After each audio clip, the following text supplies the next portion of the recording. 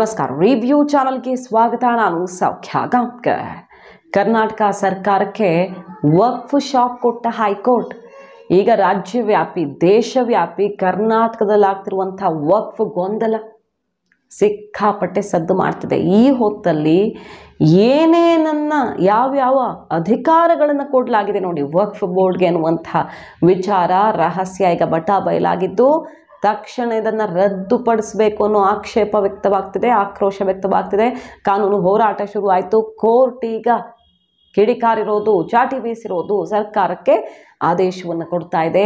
ಯಾವ ವಿಚಾರದಲ್ಲಿ ಹಾಗಾದರೆ ಮಾಹಿತಿ ಮುಂದೆ ಇಡ್ತಾ ಹೋಗ್ತೀವಿ. ಮಿಸ್ ಮಾಡಿದ್ರೆ ನಮ್ಮ ಚಾನಲ್ನ ಸಬ್ಸ್ಕ್ರೈಬ್ ಮಾಡಿ, ನಿಮ್ಮ ಅಭಿಪ್ರಾಯ ಕಮೆಂಟ್ ಮಾಡಿ ತಿಳಿಸಿ. ವೀಕ್ಷಕರೇ, ಈಗಾಗಲೇ ನೋಡಿದ್ದೀವಿ BJP ಬಹಳ ಗಂಭೀರವಾದ ಆರೋಪ ಮಾಡಿದೆ ಮತ್ತು ಇದ್ರ ಬಗ್ಗೆ ದಾಖಲೆಯನ್ನು ಜಾಯಿಂಟ್ ಪಾರ್ಲಿಮೆಂಟರಿ ಕಮಿಟಿಗೆ ಸಬ್ಮಿಟ್ ಮಾಡಿ ದೇಶವ್ಯಾಪಿ ಇದನ್ನು ಬಯಲು ಮಾಡ್ತೀವಿ ಅಂತ ಸೆಡ್ ಹೊಡೆದಿರೋದು. 2700ಕ್ಕೂ ಅಧಿಕ ಎಕರೆಯನ್ನು ಕೊಡೋದಕ್ಕೆ ಹೊರಟಿರೋದು ಸರ್ಕಾರ. ತಕ್ಷಣಕ್ಕೆ ಕಂದಾಯ ಇಲಾಖೆಯಿಂದ ಖರೀದಿ ಮಾಡಾದರೂ, ಖಾಸಗಿ ಜಮೀನನ್ನು ಖರೀದಿ ಮಾಡಾದರೂ ಖಬರ್ಸ್ಥಾನ್ಗಳಿಗೆ ಕೊಡ್ತೀವಿ ಅಂತ ಸಿದ್ಧವಾಗಿದೆ.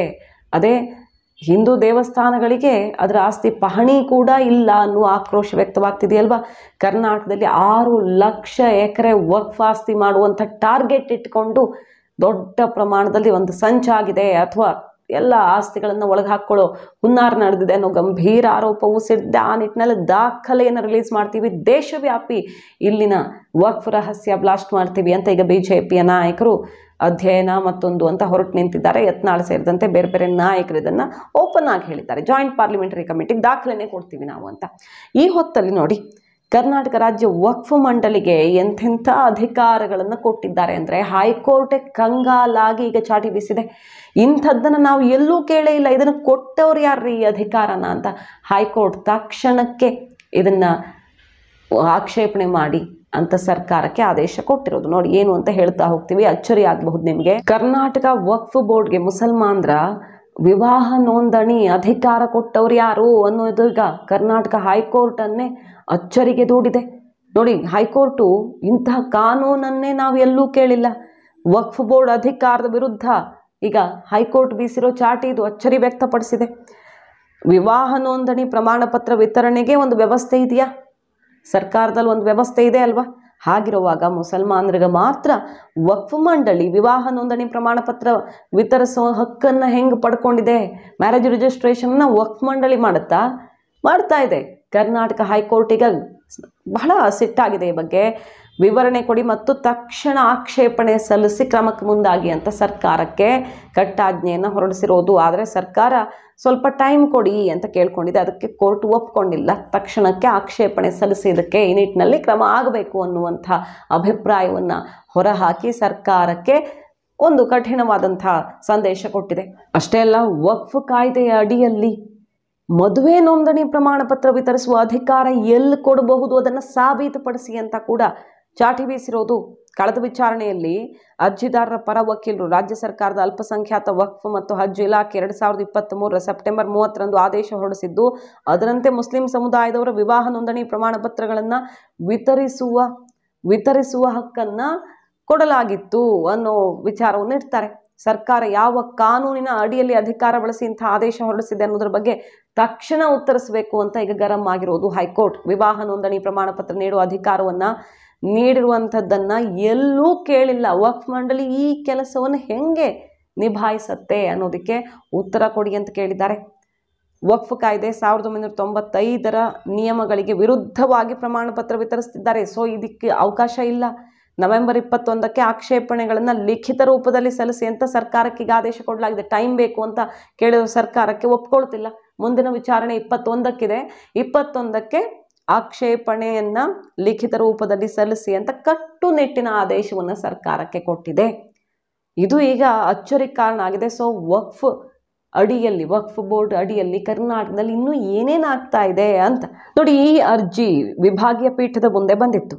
ನ್ಯಾಯಮೂರ್ತಿ NV ಅಂಜಾರಿಯಾ ಮತ್ತು ನ್ಯಾಯಮೂರ್ತಿ KV ಅರವಿಂದ್ ಅವರಿದ್ದಂತಹ ವಿಭಾಗೀಯ ಪೀಠದ ಮುಂದೆ ಬಂದಿತ್ತು. ಅರ್ಜಿದಾರರ ಪರ ವಕೀಲರು ನೋಡಿ ಕಳೆದ ವಿಚಾರಣೆ ವೇಳೆ ಏನೇನು ವಿಷಯಗಳನ್ನು ಮುಂದೆ ಇಟ್ಟಿದ್ರು. ರಾಜ್ಯ ಸರ್ಕಾರದ ಅಲ್ಪಸಂಖ್ಯಾತ ವಕ್ಫ್ ಮತ್ತು ಹಜ್ ಇಲಾಖೆ 2023ರಲ್ಲಿ ಅಂದರೆ ಕಳೆದ ವರ್ಷ ಸೆಪ್ಟೆಂಬರ್ 30ರಂದು ಆದೇಶವನ್ನು ಹೊರಡಿಸಿದೆ.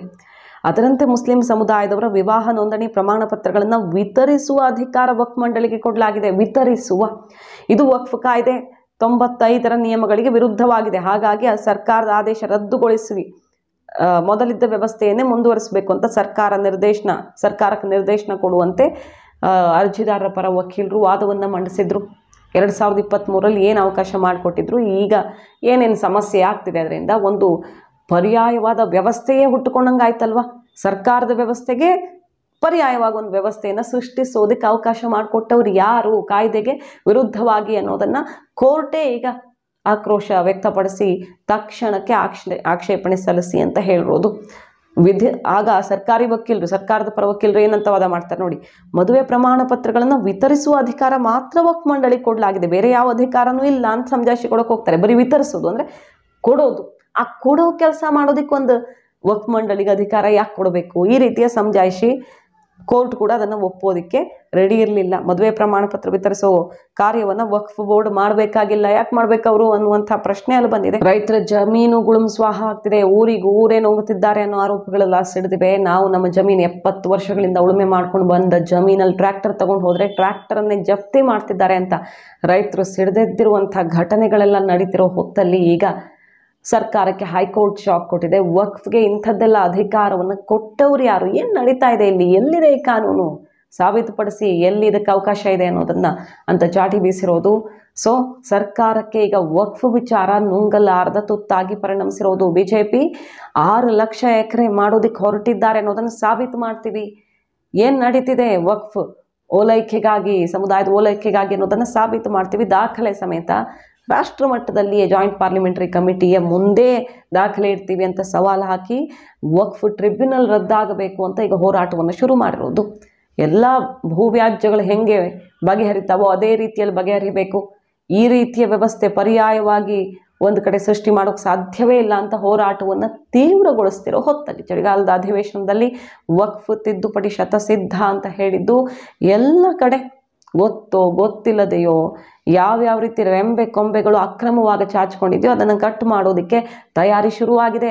ಸರಿ ಇದ್ದರೆ ಸರಿ ಇರುತ್ತೆ, ಇಲ್ಲ ಅಂದರೆ ಖಂಡಿತವಾಗಿಯೂ ಅದು ಸರ್ಕಾರದ ವಶವಾಗುತ್ತೆ ಅನ್ನುವ ಎಚ್ಚರಿಕೆಯ ಸಂದೇಶ ಮೊಳಗಿರೋ ಹೊತ್ತಲ್ಲೇ ಹೊಸ ವಿಷಯಗಳು ಕೂಡ ತೆರೆದುಕೊಳ್ತಿರೋದು ನಿಜಕ್ಕೂ ಅಚ್ಚರಿಗೆ ಕಾರಣ ಆಗಿದೆ. ನಮ್ಮ ನಡುವೆ ಈ ರೀತಿಯೂ ನಡೀತಿತ್ತ ಅನ್ನೋ ಚರ್ಚೆಗೆ ಗ್ರಾಸವಾಗಿದೆ. ಮಾಹಿತಿ ನಿಮ್ಗೆ ಇಷ್ಟ ಆಗಿದ್ರೆ ಮಿಸ್ ಮಾಡಿದ್ರೆ ನಮ್ಮ ಚಾನಲ್ನ ಸಬ್ಸ್ಕ್ರೈಬ್ ಮಾಡಿ, ನಿಮ್ಮ ಅಭಿಪ್ರಾಯ ಕಮೆಂಟ್ ಮಾಡಿ ತಿಳಿಸಿ. Thank you.